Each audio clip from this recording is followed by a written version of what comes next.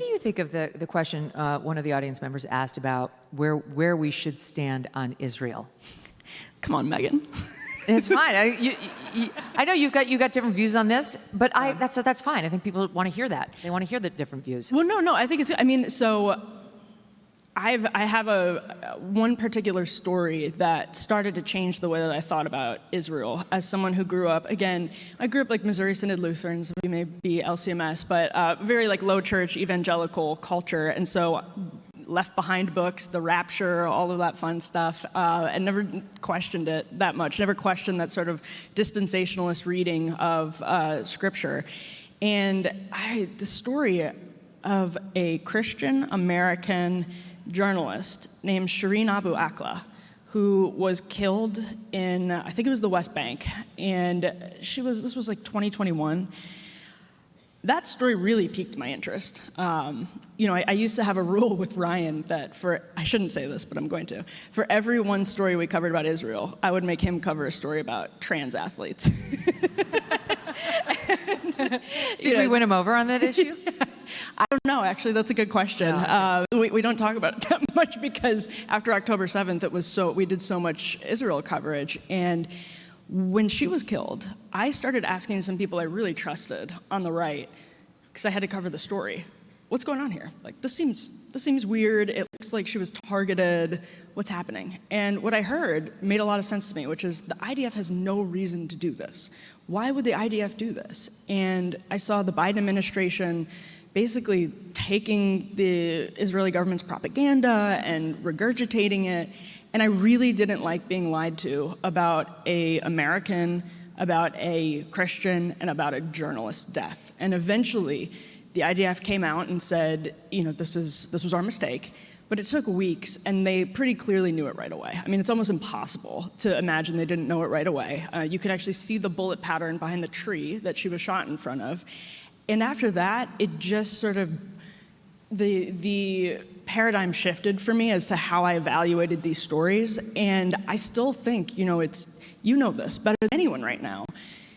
You just said you're pro-Israel. I, too, am pro-Israel. And even saying that isn't enough sometimes. So I think people underestimate the degree to which just that in and of itself has created skepticism because people really don't like our government regurgitating foreign propaganda and then being told you can't question it. Yeah, no, look at how much we rip on our own government. We rip on our own government all the time. We rip on it whether Trump's in there. We certainly ripped on it a lot when Biden was in there. You can rip on our government, and we do all the time. Israel's certainly fair game. Oh, yeah. They're not even our government. Why can't we rip on Israel? We absolutely can rip on Israel. Ripping on Israel is a fine thing to do. Doesn't mean, in my view, you don't go so far as to say, I'm an anti-Zionist and they can't exist. Like, that's crazy town. But I really strongly reject the attempts to stifle the criticism against them because they spent a long time trying to tell us, you can criticize Israel at the beginning of this war, just don't be anti-Semitic. Okay, got it. And then as soon as many of us started to get more critical of Israel, it was, you're an anti-Semite. Well, no, we're not going to play that game. Oh my gosh. And the Israeli media is more critical of Israel than sometimes the American media is. Like, it's incredible. Like, following the Israeli media after October 7th has been like very eye-opening as well because their conversations are actually much more like big picture and broad and include a more diverse array of voices. Yes. So well, I mean, look, it's not like our media has figured out the perfect formula either. No, that's for sure. And speaking of that, I want to ask you about what's happening at the White House and the Reno. Ooh. The media has lost its ever-loving mind. I have my notes here because I wanted to read exactly what they're saying. Okay, Maria Shriver, you know her, she's Kennedy. It breaks my heart and infuriates me. The addition of a ballroom. Why is she so worked up? Hillary Rodham Clinton. It's not his house, it's our house, and he's destroying it. And what does she do? She starts selling hats with that on it to make money off of the White House yet again. Not such a grifter.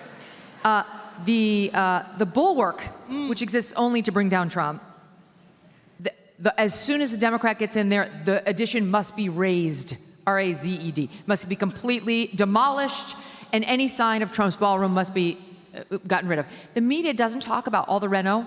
that has been done by so many other presidents in the past, and by Obama's nearly $400 million reno, which is less than what Trump is doing, or the fact that we didn't have an adequate space for like dignitaries to gather and have a celebration inside the White House.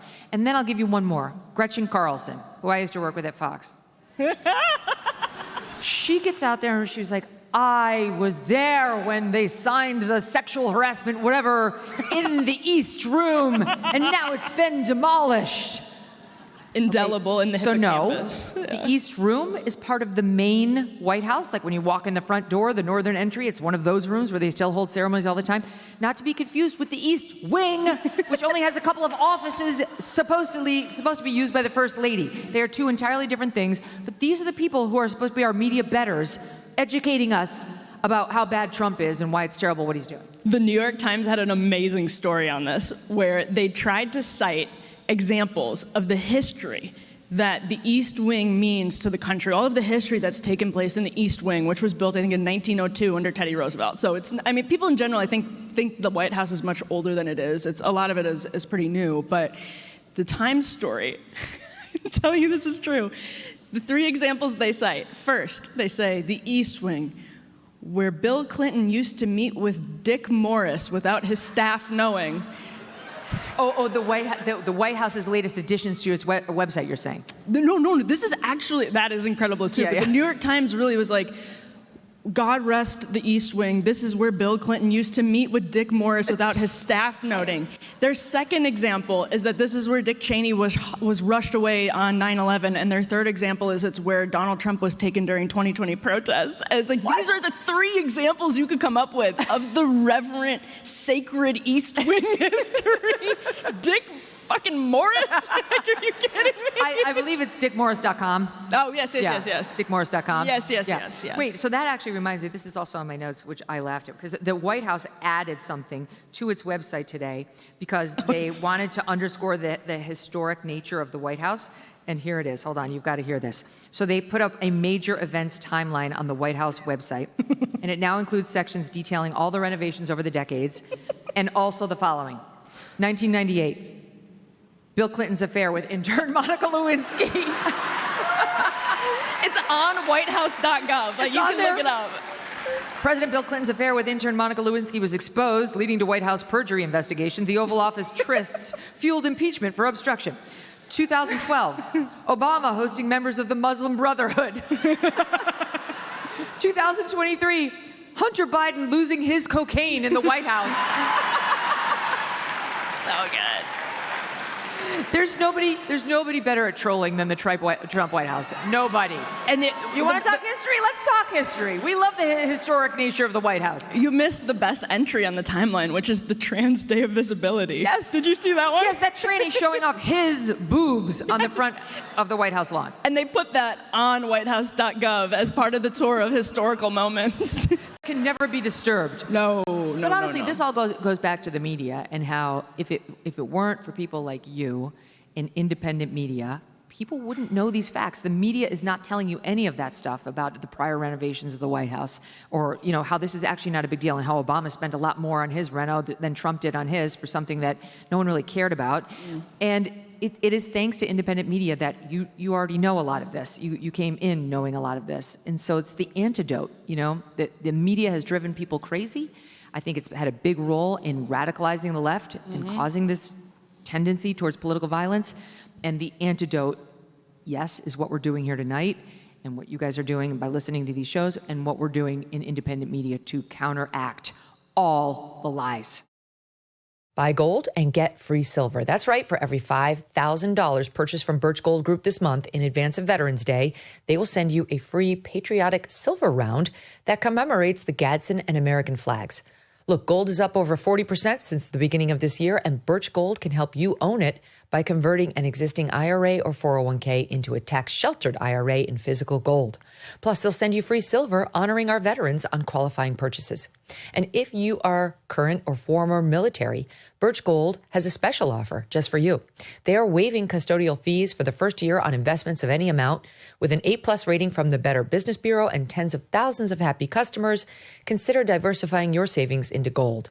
Text MK to the number 989898 for a free info kit and to claim your eligibility for free silver with qualifying purchase before the end of the month. Again, text MK to the number 989898. Message and data rates may apply.